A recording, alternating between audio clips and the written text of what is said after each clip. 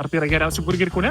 Nežinau, bet už 9,50 valgyti dienos pietus yra dienos pasiūlymas nerealus. Goodman burgeriai jau senokai tūnojo mano Kauno lankytinų vietų sąraše. Užėjęs randu spalvingą aplinką, kažkokius tai išmanius stalus ir šiaip smagią atmosferą, kurią dar labiau pagyvina čia apsilankiusi kalėdinė nuotaika. Tai yra mano apsilankimo metu viskas alsavo šventėmis. Tad išlaikydamas maksimalią nuotaiką, sulaukiu ir savo gero draugo Vilkmergės nealkoholinio. Meniu platus, nuo sparnelių smashed burgerių ir paprastų. O aš grebiu Goodman burgerio rinkinį, kuris šiaip kainuoja 16, o pietų metu 9,50. Tad dar pažaidęs su išmaniais stalais, kurie mano vaikam labai patiktų, sužinau, kad čia myli ne tik žmonės, bet ir šunis. O vienas iš smashed rinkinių net ir dalį pajamų 5 kojai atiduoda. Pagarba, kelių kepurė, ačiū jums.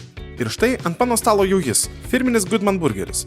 Šoninė pelėsinis sūris, čederis, pora skirtingų padažų, daržovės ir trintos vyšnios. Derinys skamba pavojingai. Tai yra visko daug ir kyla pagrindinis klausimas. Ar tai neužgoš mėsos skonio? Bet jie susitvarkė puikiai. Mėsos buvo pakankamai ir jį kokybiška. Tad visi šalia buvo tie stiprus ingredientai jos neužgožė, o paryškino.